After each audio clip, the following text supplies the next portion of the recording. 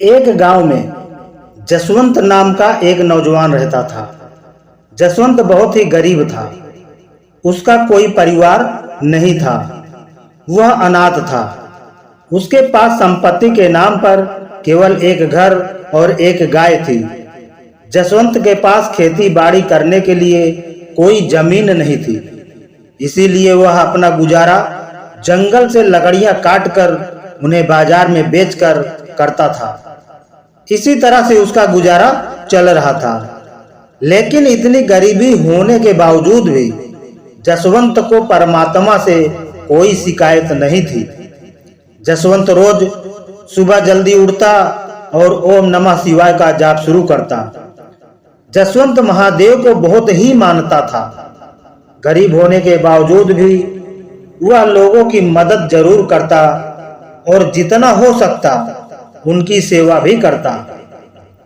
जसवंत रोज सुबह उठकर जंगल में लकड़ियां काटने के लिए चला जाता और जो भी पैसे उसे लकड़ियों के काटने से मिलते उससे वो अपने घर का राशन ले आता। एक दिन जसवंत लकड़ियां काटने गया। उस दिन उसका काम जल्दी खत्म हो गया। वो लकड़ियों को बेचने के लिए बाजार की तरफ चल दिया।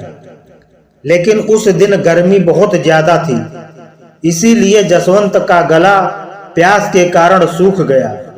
उसने आस-पास देखा लेकिन उसे कोई नदी या तालाब नहीं दिखाई दिया जहां वो अपनी प्यास बुझा सके। थोड़ी दूर चलने के बाद जसवंत को एक झोपड़ी नजर आई। वो उस झोपड़ी को देखकर बहुत हैरान हुआ। वह सोचने लगा, इतने भयानक और घने जंगल में यह झोपड़ी किसकी है। फिर जसवंत ने सोचा कि शायद मुझे यहाँ से पीने के लिए पानी मिल जाए। यह सोचकर जसवंत झोपड़ी के पास गया। झोपड़ी के पास पहुंचकर जसवंत ने आवाज लगाई।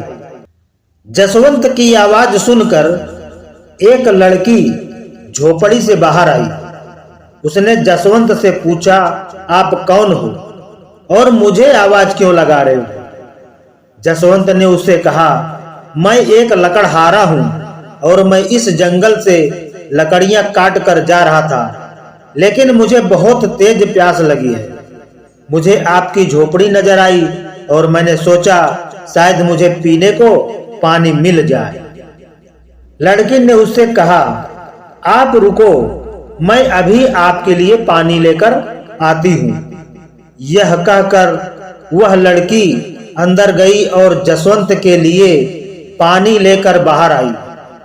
जसवंत ने पानी पिया जिससे उसकी प्यास बुझ गई। फिर उसने लड़की से पूछा, आप कौन हो और इस तरह इस खतरनाक जंगल में क्यों रह रही हो। वो लड़की ने कहा, मेरा नाम कविता है। मैं इस जंगल में अकेली रहती हूँ।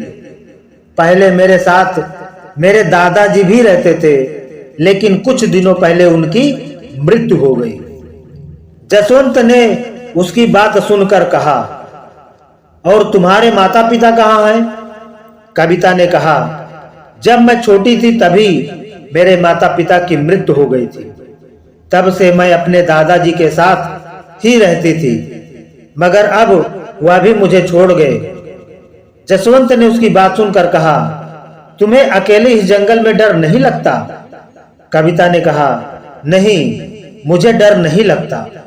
मुझे अब इस जंगल की आदत हो गई है।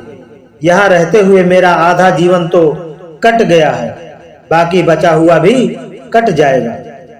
अब देखने लायक रह ही क्या गया है। माँ बाप बचपन में ही चले गए, अब दादाजी भी चले गए। जसवंत ने उसकी बात सुनकर कहा, मेरा जीवन भी तुम्हारे जैसा है। मेरा भी इस दुनिया में कोई नहीं है। मैं खुद गांव में अकेला रहता हूँ और लकड़ियां काटकर उन्हें बेचकर अपना गुजारा करता हूँ। कविता ने जसवंत की बात सुनकर कहा, मेरे पास केवल मेरे दादाजी ही थे। दादाजी को हमेशा मेरी शादी की चिंता सताती रहती थी। वो हमेशा यही सोचते थे कि मेरे जाने के बाद मेरा क्या होगा, जिसके कारण उन्होंने एक दो जगह मेरी शादी के लिए भी बात भी की, लेकिन मेरी एक आंख न होने के कारण कोई भी मुझसे शादी करने के लिए तैयार नहीं हुआ।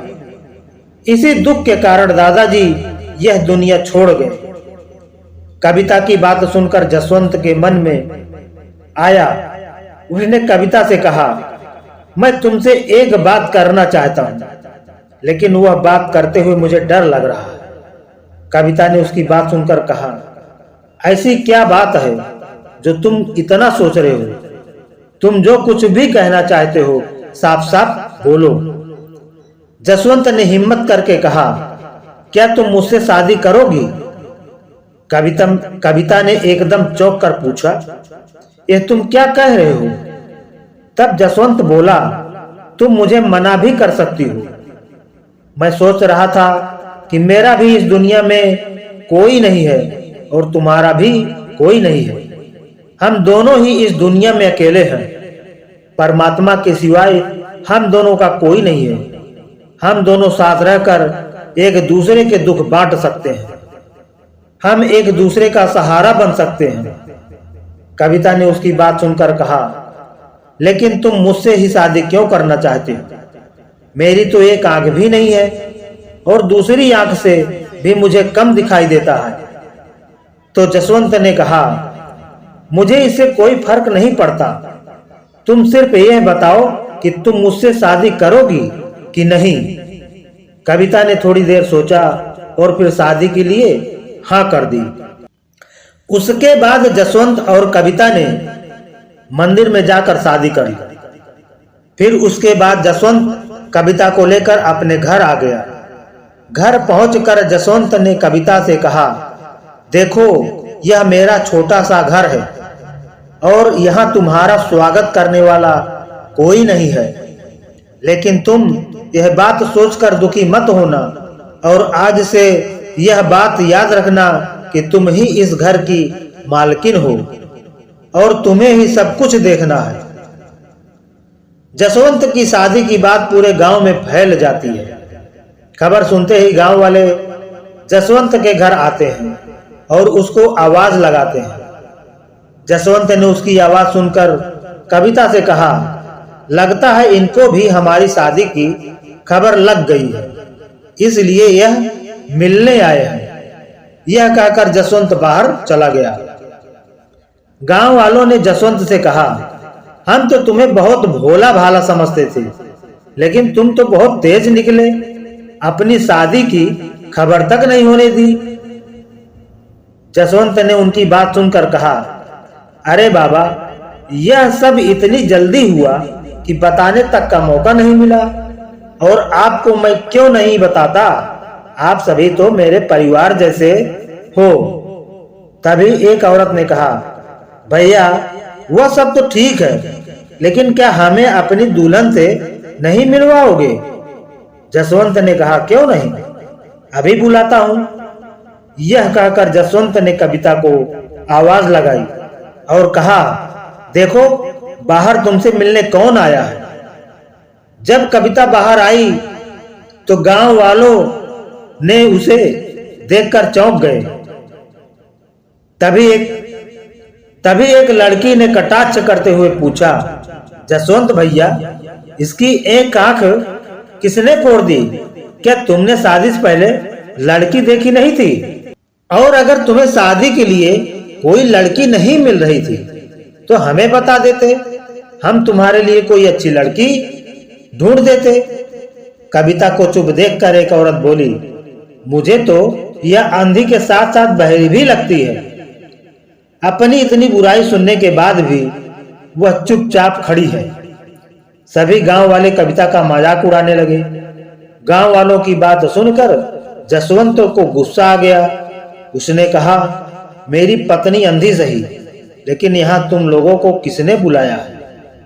उसकी बात सुनकर एक लड़की ने कहा, हमें किसी ने नहीं बुलाया, वह तो हमें ही शौक चढ़ा था दुल्हन को देखने का, लेकिन तुम्हारी दुल्हन को देखने के बाद पता नहीं हमारा दिन कैसा गुजरेगा। उसकी बात सुनकर जसवंत ने गुस्से से कहा, तुमको किसने कहा था कि यहाँ आकर मेरी दुल्हन को देखो? तुम सभी लोग यहाँ से चले जाओ, निकल जाओ मेरे घर से। सभी लोग जसवंत की दुल्हन का मजाक उड़ाते हुए वहां से चले गए। इतना कुछ होने के बाद भी कविता कुछ नहीं बोली। जसवंत उसका दर्द समझता था। जसवंत ने उसको कहा, यह लोग तो पागल हैं, तुम चिंता मत करो, भोलेनाथ सब ठीक करेंगे। जसवंत की बात सुनकर कविता थोड़ी ठीक हो गई। उसके बाद दोनों का जीवन चलने लगा। जसवंत को रोज सुबह शिवाय का जाप करने रोज सुबह जल्दी उठ जाती। उसके बाद जसवंत और कविता दोनों ओम नमः शिवाय जपने बैठ जाते।